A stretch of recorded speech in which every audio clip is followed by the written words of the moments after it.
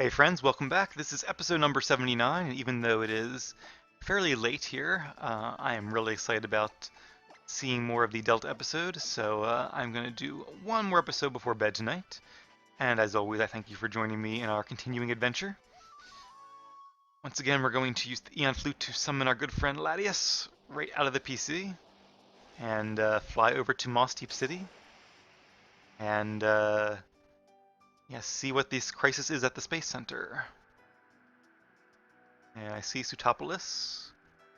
We'll fly right overhead. Hopefully no weird air currents due to the odd formation there.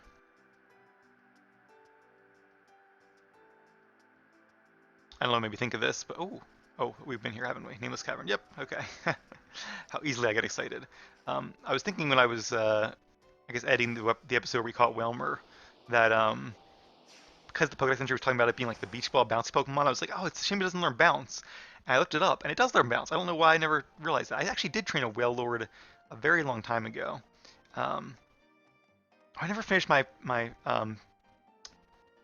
Sapphire story. Let me do that real quick. Not my Sapphire story, my uh, Diamond story, my first Pokemon Diamond game that I was talking about before. And the reason I didn't really like my team that much is because I had like 3 Steel types and I had like 2 Legendaries, and just it didn't feel like a nice kind of balanced, realistic team. And for whatever reason, just kind of the verisimilitude, if I can use a big word, um, of a team really makes me enjoy it the most. Honestly, if it wasn't for tradition, I probably wouldn't even um, train a the cover legendary in the first game anymore because I feel like it's a little bit overpowered. But it's tradition, so I'm gonna keep doing it. Just like I always choose the water starter. But I think I enjoy a little more the let's plays like this one where I kind of have just a nice full balanced team, different types, strong Pokemon, but not like overpowered Pokemon. It makes me feel like most like I actually am a trainer, kind of like what my team would actually be like if Pokemon were real. Alright, so I don't know if Tate and Lisa will have anything to say. If they do, they might say it in the Space Center. So this is an emergency, so let us head straight there. And I'm really glad they actually gave like a real kind of reason to the Space Center, whereas before it was a cool place to visit, but like you never really got to do anything with it in the other games. The closest place to space. I'd love to go to space one day. I probably already said that, but not as like a pioneer because I just don't have the risk tolerance for that. I like living too much. It takes, I know it's only like a 1 or 2% chance of dying in any kind of spacecraft, but that's way too high for me. There are just so many more things I want to see and do and experience in life. So, but once I get it to be like flying an airplane, actually flying an airplane. Fun fact: you are more likely to choke on your food on the flight than you are to die from a crash on the airplane. So everyone's always afraid of flying, and you really shouldn't be, because you should be more afraid of eating. I don't recommend stopping eating though, because it is very important. All right, well I don't see much of a crisis. So where am I going here? The rocket was launched safely, successful launch number 9. Yet here it is early or mid-July actually now, and I've been really because I've been getting into space again recently. I've been following all of SpaceX's launches, and they've scrubbed like 2 this week, and the UAE's Mars mission has been delayed because of weather. So like I'm really yearning for some rocket launches. If I can't have one in real life, at least not yet, maybe we can have one here in Pokemon. Mr. Stevenstone told me that he was expecting you. This way, please. Oh, I'm a VIP.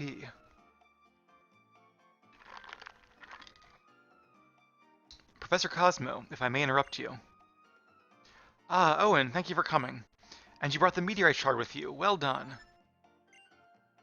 I was rather surprised to learn that you knew the professor. You really do seem to make connections everywhere you go. Now then, Professor, could I ask you to explain once more about the current plan? Indeed, please come this way. Again, apologies if I've been inconsistent in the voices in any way, I really don't remember. I imagine that you've heard some of the situation from Professor Stone already. Our current plan involves using the infinite energy within our rocket, combined with the life energy of humans found in keystones. We will start off by artificially replicating the massive energy that is triggered at the time of Mega Evolution. We will fire the energy produced from our rocket into space. Bet Elon Musk wishes he could just do this and make it nice and simple, but and create a warp hole. Oh, that's cool. Maybe not unlike the ones we've been using to encounter certain legendary Pokemon. By creating a warp hole in the path of the incoming meteoroid, we hope to be able to transport it somewhere far away from here. Makes sense? As a matter of fact, this technology already exists and has been incorporated in some of our commonly used devices. I think you know what I mean. There was a little pirouette there. Didn't see him as the pirouetting type. Maybe he was a ballerina in his earlier days. Is a male ballerina still called a ballerina? I think so. I really don't know. I don't know much about ballet, to be honest with you. Ballerino? I don't think that's. I think it's still ballerina, but who knows? Those panels that spin you about, and then out you come. Warp. Oh, that makes total sense. Like the warp panels. They've been around since Gen 1. Okay, makes total sense. I imagine you've stepped on a few such. An audacious plan, and using such technology, you would. May I ask where exactly the asteroid will be warped to? Well, we're not entirely sure, but we do have a device that links the warp holes. We named it the link cable. Huh. I guess that's. I did hear mention the link cable, so I guess it's kind of a nod to like the old Game Boy game link cables. That's kind of cool. I wonder if it like links it to another version or something. But I imagine space is pretty big, so chances are, even if it's random, you're probably not going to be sending it anywhere you don't want to send it. Chances of it actually hitting Earth at a different location would be, if it's truly random, they'd be very, very small. But yeah, sounds like a good plan. What could go wrong? I suspect something's going to, though, because otherwise you wouldn't have much of a plot. But there's no need to worry. Based on our theory, we can at least guarantee that we will be sending it away from our planet. However, we realize that we will need more energy than originally anticipated to control the link cable properly. I'm sorry to ask this of you, but with one more meteorite shard... but we're going to Meteor Falls next. I'm glad, though, because I feel like so far we haven't really done too much with the Delta episodes. I really hope there's going to be a lot to it. Nice! So this is the heart of the famous space center everyone's talking about. Pretty impressive, huh, Aster? Who let you in here? Guess she has the same question. Excuse me, young lady, you can't just let yourself in here. Oh, where's the harm in it? Don't be such a stick in the mud. Right? Ugh. Ooh, can we double battle her with Steven? That'd be awesome. I guess she would need a partner to do that. She doesn't... So she had the Team Aqua uniform on, which is really interesting. But it was almost more like she was undercover, kind of like Lance in the anime, more so than yeah, actually part of them. Maybe she was using just kind of witness Kyogre and get some research, which again, I really like. That's a really cool plot element. Maybe she's part of the Pokemon G-Man or a G-Woman, but I don't think so. Who are you? You're no sightseer. Oh me, we do seem to keep running into one another. You are a busy boy, Owen. Who are you? What are you doing here? Me? I'm Zinnia. Just your regular old tourist, nothing more. Dreaming of taking a little trip into space.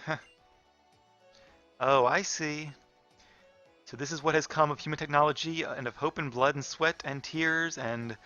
Well, the list is kind of long and boring, but it contains everything, huh? I know all about it. And just what kind of energy you're using to fuel this rocket thing.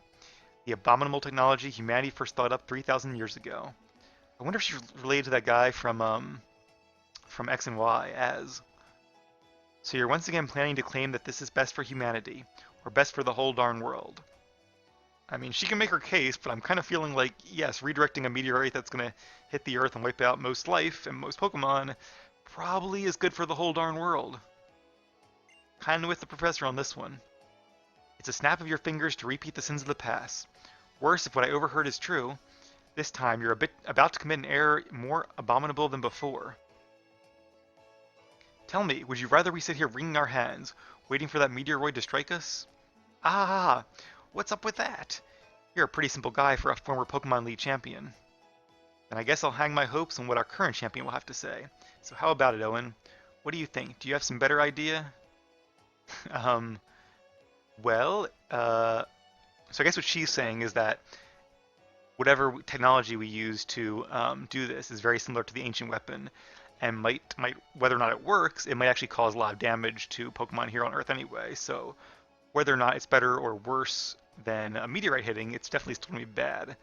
So I wonder if I don't really know a lot about like physics in the Pokemon world, but I bet you we could fly a Pokemon to space. They're definitely space Pokemon. I feel like even Latios or Latias could probably get into space. If we had like the right suit, maybe Team Aqua could help with that, or Devon Corp could.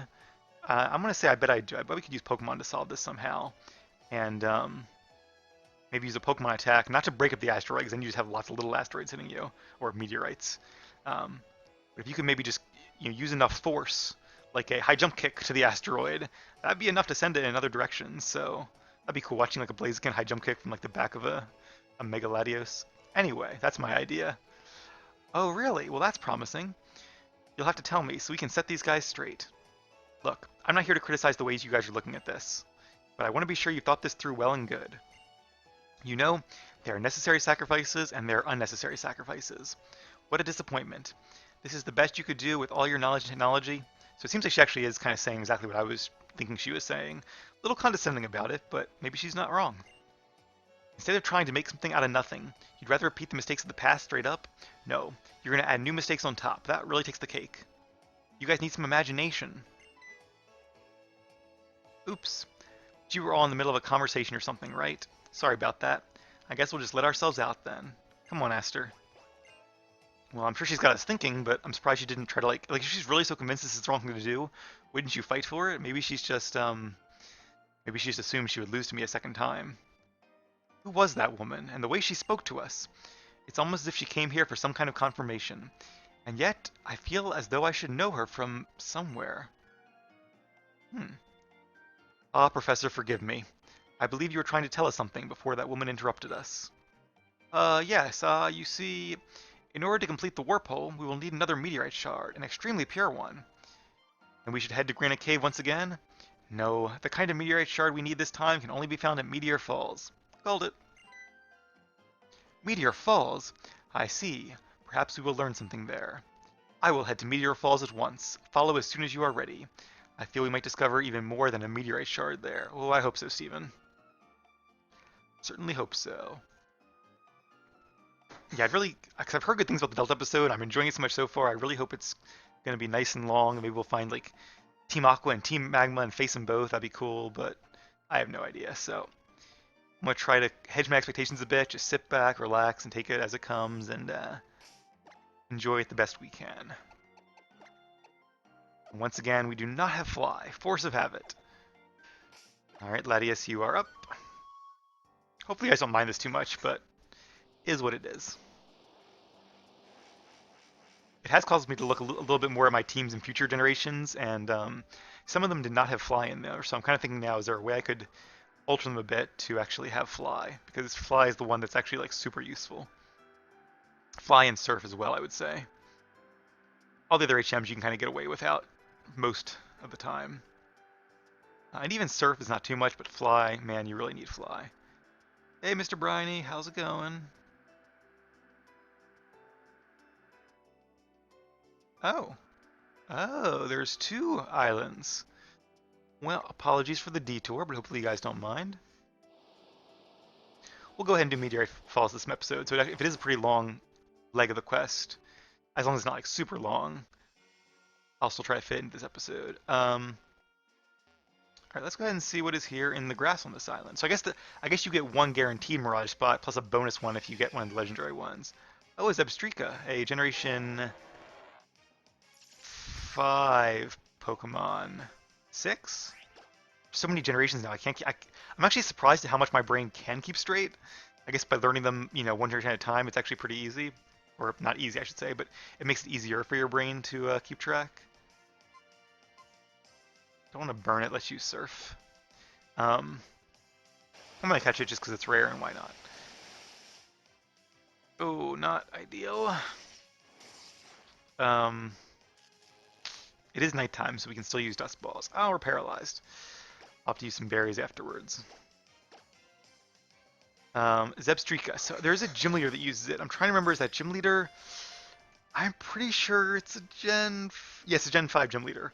I think there's also an electric gym around the same point in the game in Gen 6, which I've only played once. But I think they have a different Pokemon as their best Pokemon. So I'm pretty sure Zebstrika is Gen 5. 90% sure we're going to say. Maybe 95. The Thunderbolt Pokemon. Lightning-like movements, it runs at full speed, and the sound of thunder reverberates. Alright, very cool. Nope, let's not name it. And I'm gonna use some berries just because I don't know if the paralysis is I don't know if it's gonna affect my runaway speed or not. I know whether or not you can run away is based on your Pokemon's speed. At least I'm pretty sure of that. But not sure if the paralysis affects that speed or not. Gonna see what else is here just because I know some of the islands have more than one Pokemon. Venomoth. Not too worried about Venomoth though. And it seems like the goal of these non-legendary item islands, or non-legendary mirage spots, I guess they're called, is just to get a rare item and some unusual Pokemon instead, which is pretty cool. Part of me is kind of tempted to do like a living Pokedex for one of these, but even if I did, I'd have to like trade for all the legendaries, and I'd have to import Pokemon, I think, and I wouldn't have the mystical Pokemon, so I'm not going to really bother. But plus, I just have other things to do with my time. Almost missed those steps there, but it is a little tempting. Could be fun. I'm sure it'd be fun, but I think it just wouldn't be as fun as doing more Let's Plays like I've been doing. As you guys know, I'm very much enjoying those, and even if I didn't, then I think I'd rather just play other video games instead. Alright, we can probably go ahead and use a repel now. Now I don't know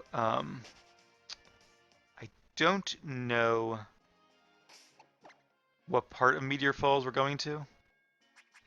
So hopefully it's not a part that requires waterfall, but if it is, it's not the end of the world. So many useless items. I wouldn't mind that, but they should definitely let you have an item box in your PC again. That you could put all the kind of crap you don't really use there. Razor Fang, that increases your critical hit chance, I believe. Or critical hit ratio as they call it. Alright, that is it for this random island here. Back we go to Meteorite Falls. Meteor Falls or Meteorite Falls? I think it's Meteor Falls, and you find the meteor right there. I guess Meteor Falls has a better ring to it. Alright, and looks like here we are. Oh, I think this route actually lands us right in front of it. There are two karate people here, like a karate dude, whatever you call them, and a battle girl. Black belt, that's what you call them. Actually, that's a different route. But also there's a again, there are two trainers with some really cool Pokemon that I really want to show you guys what they are, but maybe a different episode because I just want to get going. We've already spent a decent amount of time this episode, and I'm so tempted, but you guys probably kill me if I didn't get to the Meteor Falls. So let's do it. That's the Kindler there, who also has some pretty cool Pokemon. I won't spoil it just because we might face them at some point. Alright, so where to? This is where we faced Shelly, I think it was, so long ago.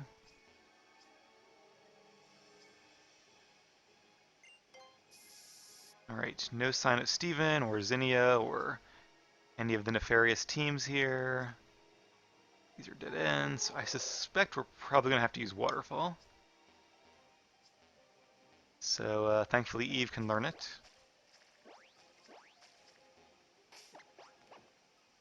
I like the music here too. Already caught Lunatone.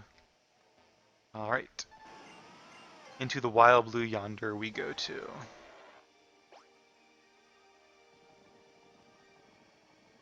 Ooh, Stalag Mites, I think? I know, I used to know the difference. There's a little demonic trick to memorize them, I know, that you learn when you're like in school, but I don't remember what it was. And I don't think we have Waterfall, right? We do not. Alright. I do like how you can apparently find Lunatone on the water as well, which makes sense, because they can float, so why wouldn't they float over the water?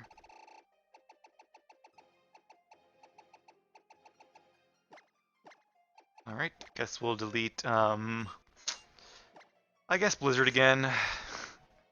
One day we'll get to use it. But it is not this day. Or Ice Beam, rather. Again, I want to keep Surf and Hyper Beam just for the coverage. Although now that we're in, kind of the National Dex mode here, there are a greater number of Pokemon that might resist both, but we still can't get Dragon Pulse quite yet, so until we do, this will have to suffice. Alright, so I'm glad I didn't come back here just, just to fill out an episode a while back when I was considering it. Great Ball, probably won't need that. I have enough money to buy tons of Dust Balls now. The other nice side of rematching trainers, that you get lots of Pokedollars to buy lots of items with. Anything over here? Oh no, we were just here before. Okay. All right. Well, this is a pretty big waterfall, which suggests to me like maybe this is the right way to go.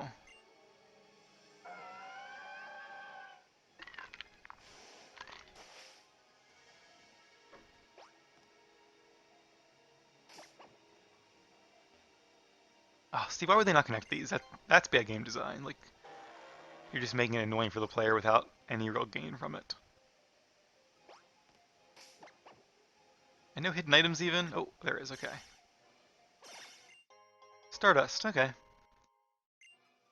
It would make a lot of sense to find Stardust here. Something that'd be really cool to find in real life. Well, so you guys probably have heard this already, but all humans and everything really on Earth is made of Stardust. A true and very cool scientific fact. Because all of the... Oh, a Dragon Tamer. That's pretty cool. Does he work for Zinnia?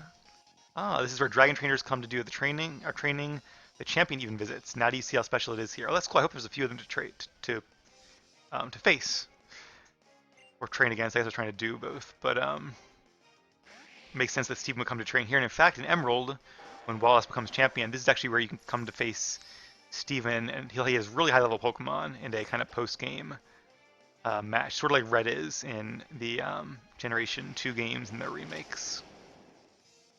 Although I think Steven just has his same team in the base game, just much higher level and maybe with better moves. Alright, so that was actually pretty easy. Ironically, Flygon can also learn Boom Burst. How do we get up here, though?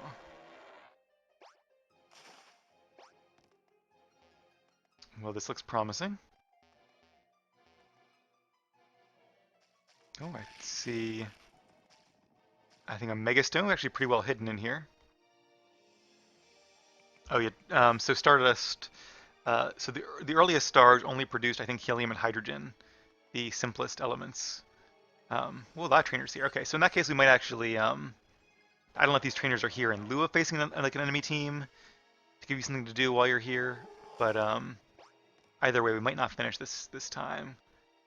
Because I do want to kind of face them while we're here. So apologies for that, but we'll. Believe me, I'm as anxious to see what happens as you guys are, but I also want to kind of build the suspense. Gives us both something to look forward to. Very nice crystal clear water. I think I would like to train here too. So we are on this ledge now. PP Max, that could come in handy. Not quite sure for what move, but maybe at some point. I do have to be careful though, because once I use the PowerPoint ups and PowerPoint maxes, I can no longer just erase moves willy-nilly. I'll have to be a little bit more careful about it so I don't undo using the PowerPoints. I'm pretty sure if you erase a move and relearn it later, it doesn't keep the PowerPoint boost from before.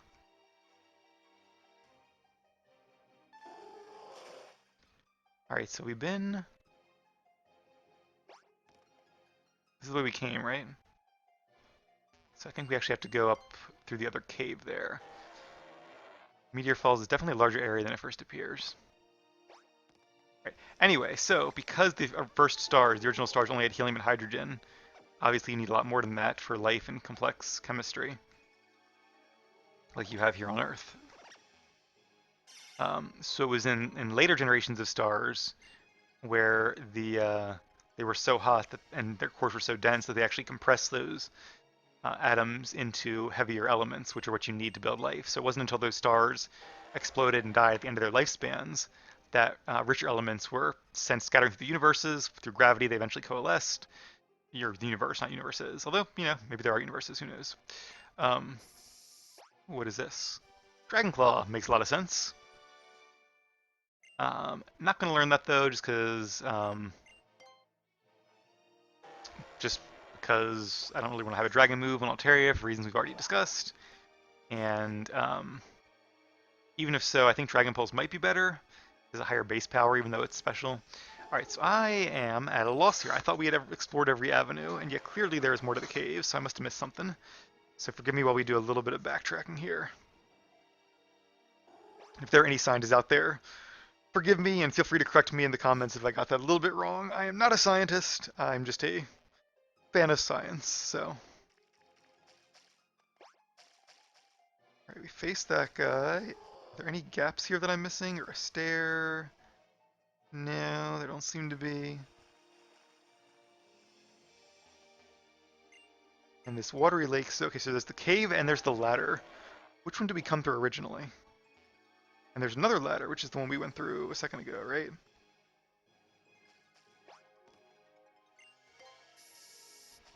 So maybe we haven't gone down this ladder yet? Let's give it a try. We have not. We have not faced this battle girl yet. Let's bring out a different Pokemon just because Dan is not really great against fighting types. How about we bring out our resident Psychic type?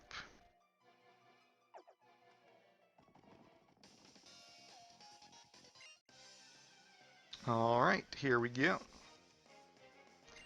Again, only one Pokemon, a Mienshao, very cool. I trained a Mienshao in my Black 2 playthrough. It wasn't a Let's Play, but it's the one I did, or White 2 rather. It's the one I did that Bosses Only playlist of. Now, Mienshao is pretty fast. Yes, well, nope, Wyguard. Wyguard is a priority move.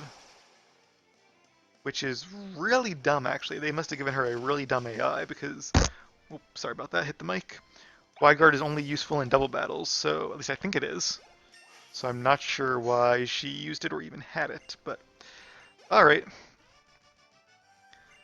Very ironically, I feel like the AI actually got dumber in later generations instead of smarter. You think you're having more time to work on it and better technology and better computers, they could actually do a better AI than, you guys might remember Lance, whose Dragonite would always use agility. Thinking it was a psychic move, you had a poison type out, and you could defeat him with like a low-level Bellsprout. Nope, didn't mean to do that. So they have improved in some aspects like that, but still, I mean, is it any stupider to use Wyguard in a single battle? Not really sure it is. Okay, well this is kind of a pointless dead end. Let's try the other way then.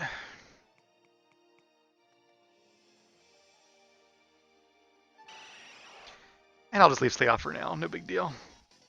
I'm not in this costume, I'm a dragon tamer, though, so I have to wear it. Are them's the rules? It's a little silly. It kind of reminds me of Ozymandias' costume from Watchmen, but I don't know. There are worse, especially in the realm of like superheroes. Definitely worse. I'm a little bit disappointed that here we are able to face all kinds of rare Pokemon. Hey, an attack boost. That's cool. Not that it's going to really matter too much. What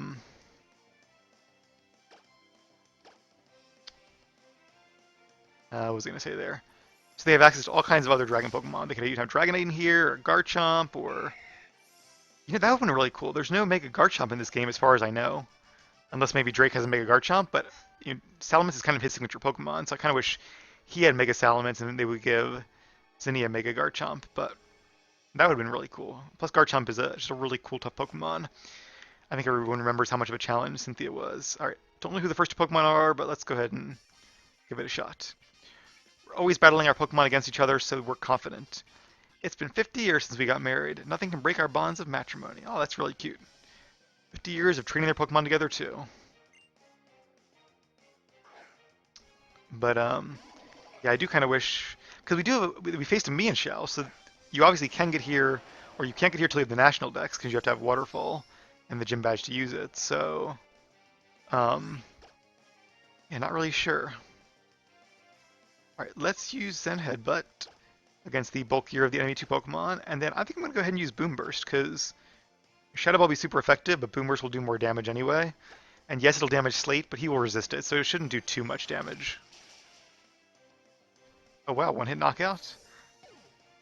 Guess I shouldn't be too surprised. They are only level 47. And I guess they do that because you could actually face them even after you beat the 8th gym, but before you beat the Pokemon League or have embarked on the Delta episode, so they're actually not as strong as some of the other trainers that we've faced so far.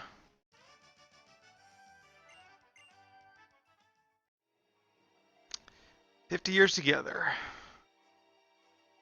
Something that all of us can aim for, I think. Alright, let's bring out Ford. And onward we go. Not going to heal up because we just faced Zinnia, so I feel like we won't be facing her again right away. Hoenn, we have the meteorite shard, and I've come to understand many things, as I suspected might happen. Allow me to introduce you. This honorable lady you see before you is a descendant of the ancient Draconids. Guess those are dragon tamers. Wonder if they're any relation to the dragon clan that Lance and Claire belong to in Gen 2. Also, I think she can teach you a pretty cool... No, never mind. I was thinking maybe she could teach you Draco Meteor, but we already found the tutor that teaches you Draco Meteor back in Satopolis, so guess not. Yes, I am one of the Draconid people. One of those ancient folk tasked with passing down the knowledge of Mega Evolution, with the great lore of Lord Rayquaza, who was the beginning of all. Since times long ago, Hoenn has repeatedly suffered great disasters. At times, the destruction took the form of a huge meteoroid, which fell upon our land from distant space. At other times, the primal reversions of our own super ancient Pokémon brought us to the brink of destruction. Each time, Lord Rayquaza has saved us from doom. The chosen Lorekeeper, standing before a stone that shone with rainbow light, offered up a wish to the Great One, and Lord Rayquaza's body was suffused with a brilliant light and transformed. In its transformed state, Rayquaza's power was more devastating than ever before, overcoming even the super ancient Pokémon with all their primal power. A rainbow-colored stone, an invocation from the Lorekeeper, and a Rayquaza unlike any ever seen.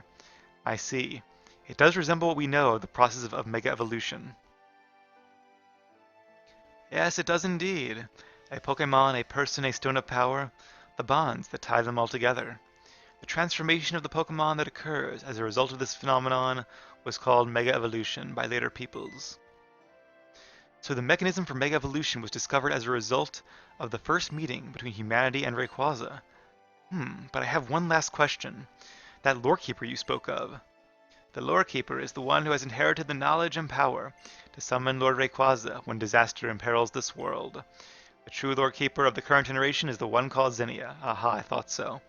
So interesting. So why shouldn't we help her then? Like, shouldn't we get her to summon Rayquaza and she can save the world then? But I feel like there's got to be something amiss here, something just a little bit wrong that she's doing, and that we have to stop her from getting Rayquaza. But interested to see how the plot develops from here. So far, very interesting. The disaster that now approaches our planet, as it has twice before, Zinnia has been trying for some time to avert it in her own way. To draw Lord Rayquaza to our sphere, she joined a certain organization that sought to revive the super ancient Pokemon. So that I love that actually. That here she joined Team Aqua with an ulterior motive. She wasn't their leader or anything, wasn't even an admin, but she was joining them to help them awaken Kyogre. That way she could get Rayquaza to come help stop it. But I guess I thwarted her when I stopped Kyogre myself, I guess before Rayquaza had time to arrive, or I don't know. Not really sure what happened there. But it'd be really cool if she actually had like different Pokemon like than the Team Aqua members. Like if she had like some Team Aqua Pokemon, but also like I guess she couldn't have a I can't remember what the unevolved form of Tyrantrum is called, but something Jaw or something, whatever it's called. Just something to make you go like, what the heck? Who is this girl? Why does she have a weird Pokemon? And even if it was like Team Aqua Grundzinia, that'd be really cool. A little teaser to tie them together. But hey, I'm nitpicking now. She taught them the secrets needed to bring back these threats and summon the Great Dragon itself. Oh, so again, I love this because that explains why in this game they kind of know the secret to Primal Reversion when Archie and Maxie did not in the original games. And now it seems she travels the land, scouring the world for keystones. So it was true. As I had suspected, the woman who appeared at the Space Center was one of the Draconids, but I never dreamed she was involved in the attempted revival of these super ancient Pokemon. In full knowledge of the power they held, fully understanding the terrible changes they would wreak upon our world. I guess she either had a lot of faith in Rayquaza to stop them, but for all of her, high and mighty about, be careful of what your actions are going to cause, I think she could have looked in the mirror and told herself that too. Still, she helped bring that situation about. Did she give a thought to the many people and Pokemon whose lives were put at grave risk by her actions? Could she accept the inevitable sacrifice of so many lives in order to protect the planet from the coming meteoroid? Balance must rule this world. History is doomed to repeat itself. While our people have overcome many disasters in the past, it was always through great, great sacrifice. Yet we have continued to struggle to preserve peace for as many years as we can. This is how we have protected this world upon which we now live. People, Pokemon, all nature, and yes, even you. I do not know exactly what you plan to do, but do you believe that you are not sacrificing anything for your own protection? Zinnia will follow her convictions until the very end, even knowing the sacrifices that they will require, even if the sacrificial blade is leveled at her own heart. Seems like a very worthy opponent indeed. Is that right? I understand. Thank you for everything. What is this? This vague sense of apprehension? And my intuition has often proven true. I'm going back to Rustboro first. I have to get back to Devon. Alright, so Zinnia is definitely shaping up to be quite the anti-hero, which I really like. It's good when even games like a Pokemon can have complex characters and complex plots. And I think kids like that too. They appreciate a bit of complexity, where it's not just bad guy, good guy, steal Pokemon, wreak havoc, crime. They like having like the legendaries involved and even things like this, where the bad guy isn't necessarily a bad guy. Again, Generation 5 did that really well, and I guess they got a lot of positive feedback there and decided to do it here. So I have not played Generation 7 or 8, but hopefully there's more of that there as well. I do look forward to going in and doing some blind Let's Plays of those in the future, so definitely keep an eye out for those one day. That silver-haired dreamboat said he was headed back to Rustboro. Wow, Steven barely gets out of earshot and suddenly she's calling him a silver-haired dreamboat. Alright, well, I guess that's where we should go to then. I think we probably faced everybody here. Probably done all there is to... Oh, I jumped down the wrong way! I wonder if it's like a Mega Salamence site or something. You guys want to see it? If you don't, I'm not going to do anything else this episode. You can feel free to go to the next one, but if you're curious what Mega Stone it is, stick around and we will find out together. I guess it's actually not too far away. Oh. Or is it? See how soon I forget? I think it's just because I'm not paying attention really and not really trying to remember. Because like I said, I'm pretty good with directions, which you guys are all probably saying, no, you're not, Aravail. You're just telling yourself that. But at least as a kid I was. I haven't really, and now with GPS and modern maps and all. Maybe I've grown too reluctant on the GPS and my wayfinding skills have decreased. But regardless. Well, clearly I don't remember how to get back to the thing again. Okay. We did it once, we can do it again. There was a ladder somewhere. Where was the ladder? It was by that dragon tamer. If I can find him, then we should be alright.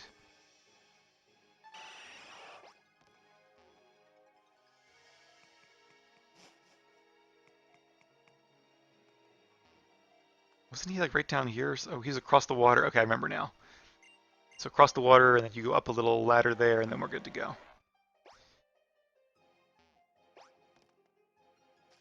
Alright, or down a ladder, rather. Close enough. Okay, we go this way, and this way. And I think we're almost there. Really glad they let you get a Mega Altaria sooner in the game. Would have been very disappointed to learn otherwise, but okay. The Salamence, because Mega Salamence is just so powerful, I think this would be very fair to put it here. It would make a lot of sense too, being a Dragon Cave. It is... Ah, Aerodactylite. Okay, also pretty cool. I guess Aerodactyl is kind of dragonish. Lance uses one after all. But, alright, anyway, let me just go ahead and use an escape rope. Just because, for all I know, there might be something that happens if I leave the cave. Probably not, but just so I can keep playing off screen a bit. And then we will end things there.